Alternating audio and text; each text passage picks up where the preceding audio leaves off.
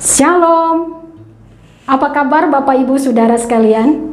Saya percaya kita semua dalam anugerah dan berkat Tuhan. Puji Tuhan. Kembali berjumpa dengan saya dalam program acara Inspirasi Pagi bersama Gereja GBI Sumbersari Bandung. Suatu program yang akan senantiasa memotivasi kita, menguatkan kita, memberi semangat yang baru untuk kita menjalani hari-hari ini. Puji Tuhan. Mari kita berdoa. Bapa di sorga, kami bersyukur kepadamu Tuhan buat hari yang baru, sukacita yang baru yang Kau limpahkan bagi kami. Terima kasih buat nafas kehidupan yang Tuhan masih karuniakan bagi kami, sehingga kami bisa ada sebagaimana kami ada sampai saat ini, semata-mata karena kemurahan Tuhan. Terima kasih Bapa, kami akan belajar tentang kebenaran-Mu untuk membangunkan kami, membangunkan iman kami untuk terus bertumbuh di dalam Tuhan. Di dalam nama Yesus, haleluya. Amin. Bapak Ibu Saudara yang dikasihi Tuhan Yesus Kristus, manusia bisa bertahan hidup selama 40 hari tanpa makan. Dan manusia bisa bertahan hidup selama 3 hari tanpa minum. Manusia juga bisa bertahan hidup selama 4 menit tanpa bernapas.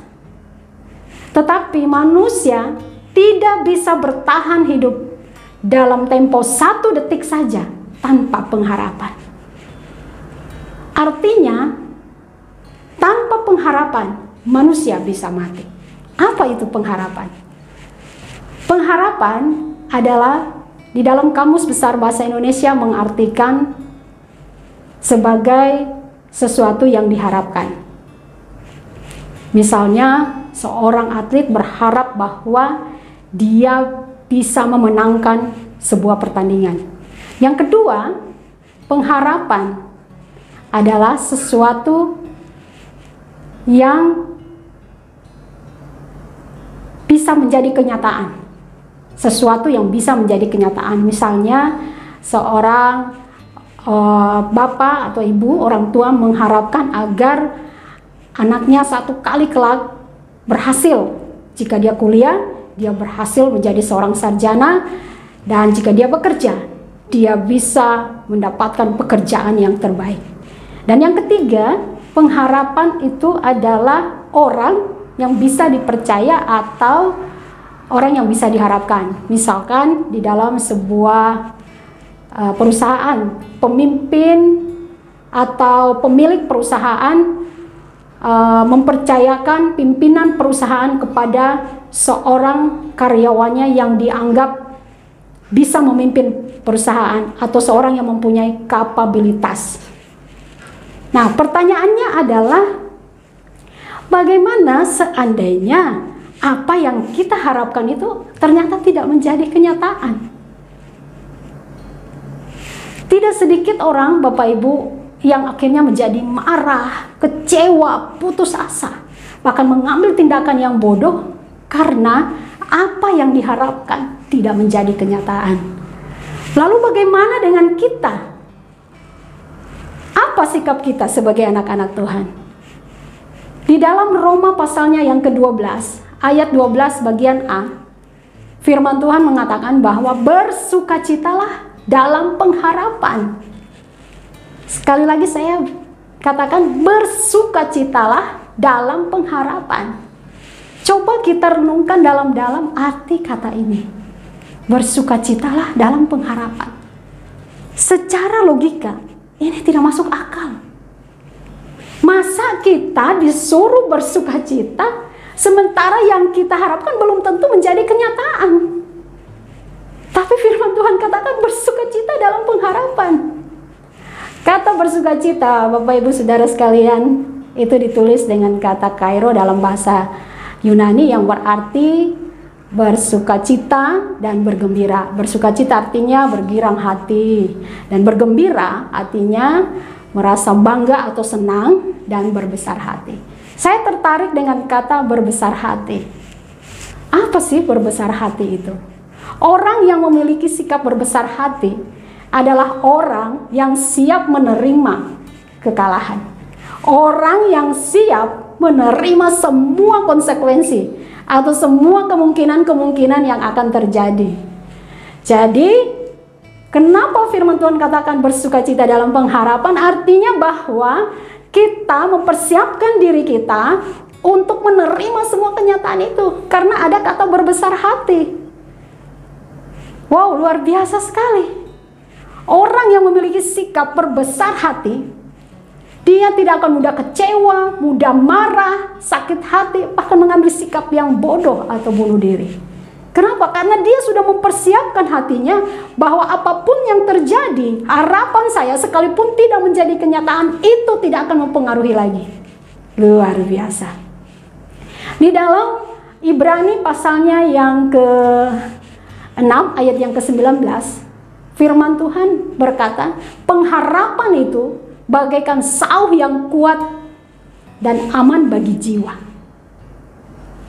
Sauh itu adalah sebuah jangkar. Sauh adalah sebuah jangkar. Apa itu jangkar? Jangkar adalah alat pemberat pada kapal atau perahu yang terbuat dari besi atau dari batu, yang digunakan saat kapal berhenti. Kemudian jangkar ini dijatuhkan dengan tujuan supaya kapal ini tetap berada di posisinya, atau dia kalau tidak ada jangkar dia akan terbawa anyur oleh arus dari ombak atau air. Nah, Bapak Ibu Saudara yang kasih dalam Tuhan Yesus Kristus, beberapa kali saya melihat pada waktu saya berada di Kepulauan Sangihe, melihat para nelayan ketika mereka akan mencari kapal, mencari ikan. Para nelayan ini berada di tengah laut, jadi sebelum dia menyelam untuk mencari ikan, dia terlebih dahulu menjatuhkan jangkar dengan tujuan supaya ketika dia kembali dari menyelam, posisi dari kapalnya atau perahunya tidak berubah. Nah, begitulah pengharapan itu. Pengharapan dikatakan seperti sebuah jangkar yang kuat. Jadi meskipun situasi dan kondisi sangat tidak memungkinkan, di luar terjadi banyak-banyak hal yang di luar dari harapan kita, tapi kalau kita punya pengharapan, maka pengharapan itu yang akan menjaga kita. Situasi pandemi yang terjadi saat ini telah menggoncang banyak orang. Tidak sedikit orang yang telah menjadi kecewa, kehilangan pekerjaan, kehilangan orang-orang yang mereka kasihi. Bahkan sekarang pun sedang terjadi bencana alam di beberapa tempat. Mereka kehilangan tempat tinggal, harta benda mereka, telah menggoncang kehidupan mereka. Tapi kalau kita punya pengharapan, maka pengharapan itu akan menjaga kita sehingga kita tidak mudah terpengaruh oleh situasi apapun.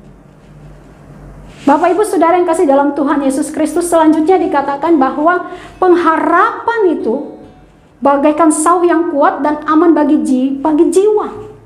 Kata jiwa ditulis dalam terjemahan bahasa Yunani yaitu pushe, yang berarti nafas vital atau nafas kehidupan. Jadi bisa saya artikan bahwa pengharapan itu adalah nafas kehidupan.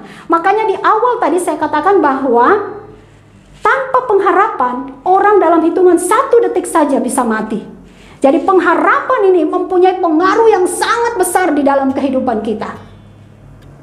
Tanpa pengharapan, kita bisa mati. Luar biasa Bapak Ibu. Lalu bagaimana dengan kita?